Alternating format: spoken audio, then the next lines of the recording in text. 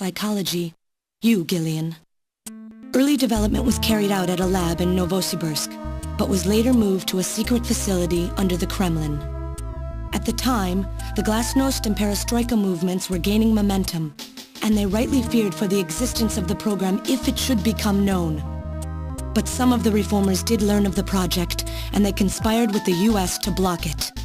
Gillian, you were a CIA special agent sent by the United States to infiltrate and sabotage the project. I was CIA?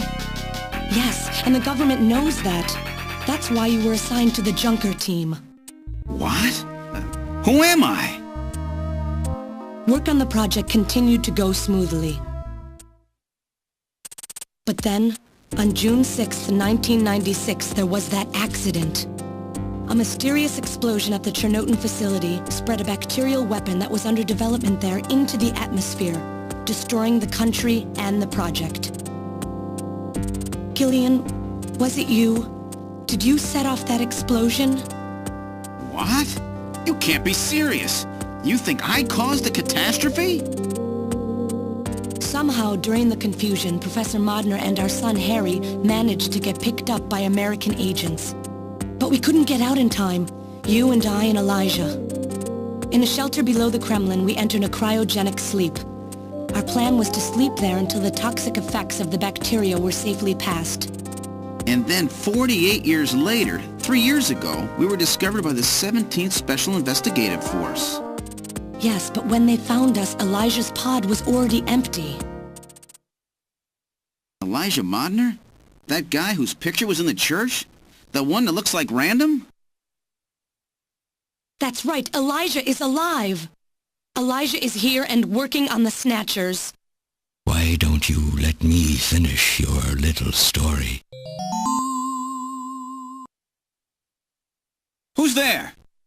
It's been a while, hasn't it, Jamie? Ah, yes. And Gillian.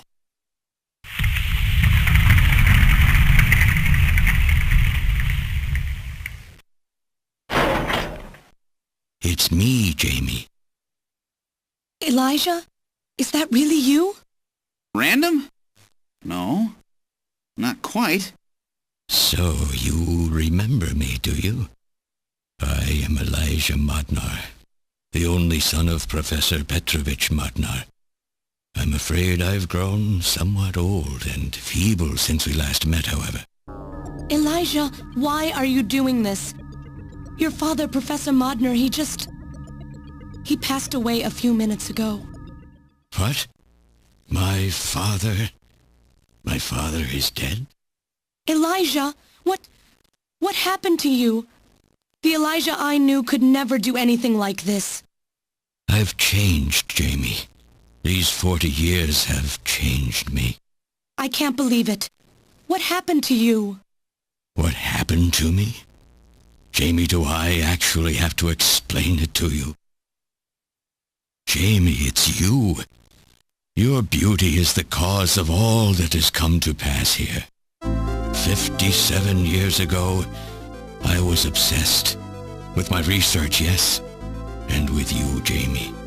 At the time, I was still young, having just graduated with my genetic engineering degree. My father's connections got me on the team, and there, I met you. You were working as my father's assistant. Your beauty, your smile, I was stricken. I saw something in you that I never felt with women of my own country. You warmed my cold, young heart, Jamie. You opened me up, and I couldn't stop my feelings. Elijah! Oh, I was so happy. The political situation was crumbling around us, but every day was a joy. I gained my father's trust, and with you there watching over me, I was able to work as hard as I ever have on the project. However, my happiness did not last for long. Gillian, it was you. You showed up and all was ruined. You arrived and joined our project team.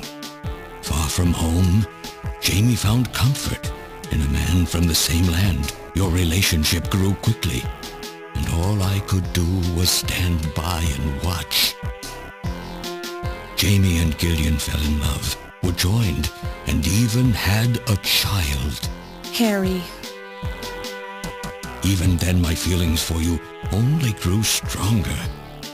Worried about me, my father tried to have me removed from the project, but I persisted. Jamie, I always wanted to be near you. And then, the democratic movements that had consumed the rest of the Eastern Bloc spread to our country as well. The Cold War was over. The hardliners who had pushed for its development were stripped of power and the project was cancelled. The reformers, trying to cover up the existence of such a crazed project, ordered that all materials related to it be destroyed and that we stand trial for our actions. Jamie and Gillian were to be returned to their homeland. That's about the time that I learned that you, Gillian, that you were a CIA agent, and that you were trying to pass documents on our research to your military. The country had sold us out. I'm no politician. I couldn't care less about what happened to the country. All I cared about was my research and Jamie. And I was to lose all of that, everything. For someone so young, you cannot understand how great of a shock that was. Elijah.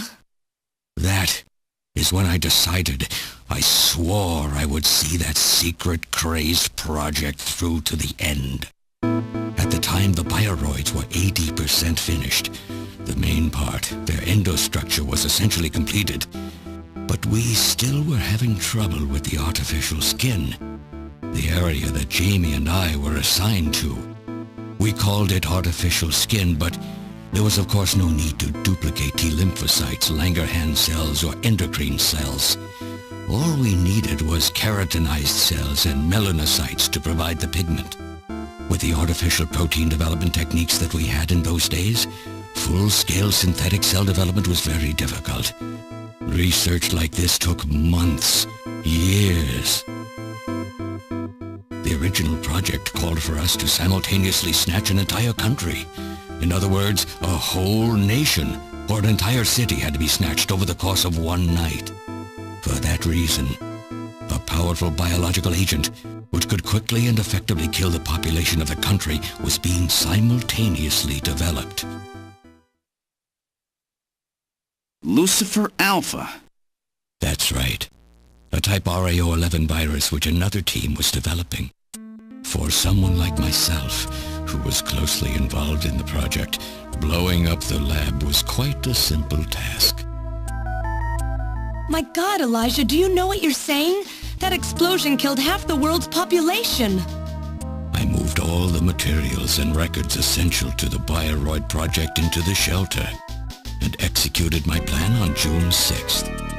After sealing off the lab, I brought the two of you with me to the underground shelter and we entered a cryogenic sleep. But not before I programmed an atmospheric research satellite to transmit a wake signal when the danger from Lucifer Alpha had passed. And 10 years later, Lucifer Alpha naturally mutated into a non-toxic form. But the automatic revival system failed to work. Oh no, it worked. Just as planned. It revived me 10 years later. A little sooner than the two of you, of course. But even though you sealed the lab with the explosion and everything, you should have been exposed. Why weren't you? Oh, I was. But by that time, the vaccine L-Angels had already been developed. So everything went just as you planned it then? Yes, up until that point. But my real struggle was yet to come. My original plan was to revive Jamie as well, and for the two of us to finish the development of the bioroids. You, Gillian, you were to stay asleep forever. But I just couldn't bring myself to do it. Not after looking at Jamie's peaceful face there in the pod. Besides, I could never have convinced her to work with me on the project anyway. I knew the time was not yet right, so I changed the timers of your pods to permanent on. How could you do such a thing?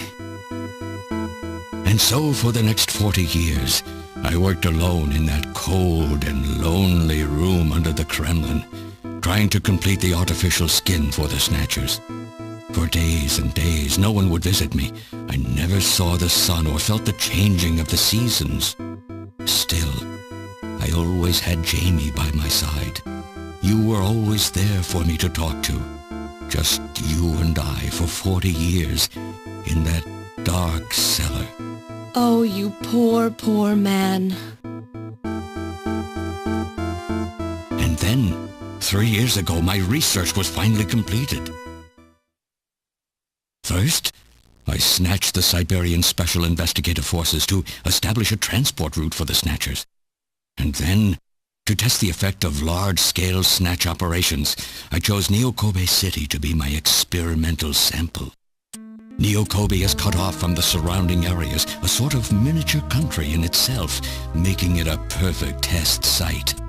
And since it's a melting pot of various races, it would also allow me to gather extensive data on Snatcher modification and operational techniques. In addition, the element of suspicion or mistrust, which runs deep in Japanese culture, was another reason I chose this site. But your test revealed a critical flaw in your machine's artificial skin. Yes, quite unexpected, I'm afraid. All my research for 40 years. I gathered data and worked day and night to find a solution, but nothing seemed to work. So that's why you decided to bring Professor Modner here, right? That's correct. I discovered my father in one of the government's hospitals. He was old, but still very sound of mind. Naturally, he would not cooperate with me. Of course not. He'd never become involved in something like that. So, unable to receive his assistance, I decided that I had to have yours. But a mistake on my part allowed both you and Gillian to be taken into custody by the authorities first. Just what are you trying to accomplish, Elijah? You must know you can never get Jamie back. I'm only interested in discovering what I can of the human animal. In the past, it was because of Jamie. My motive is different now. It sounds like you're just suffering from the wild arrogance that corrupts so many scientists. Humans are such weak creatures. No matter how much they trust one another, the tiniest speck of suspicion can destroy it all. Look at how the Snatcher problem has caused such wild unrest.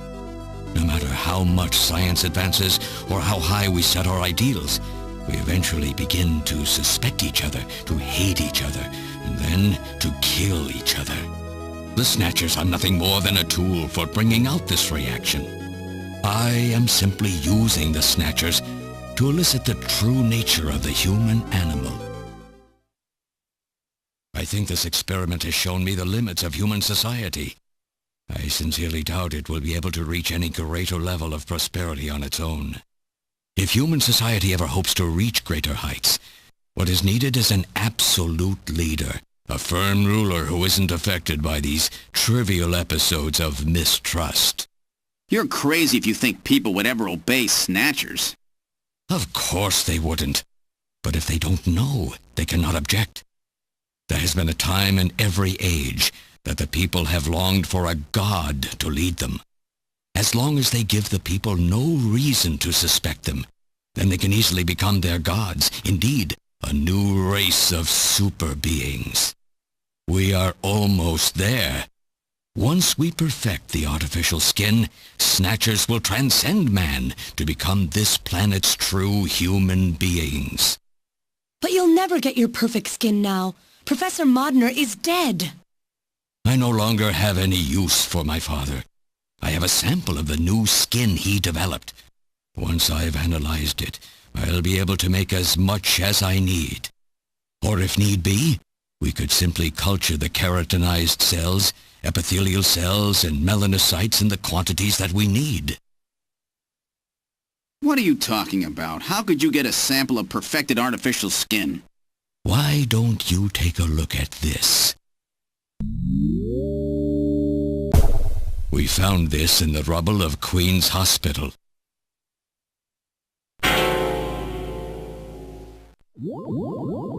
Random! Oh, and a acquaintance of yours? He's a Snatcher?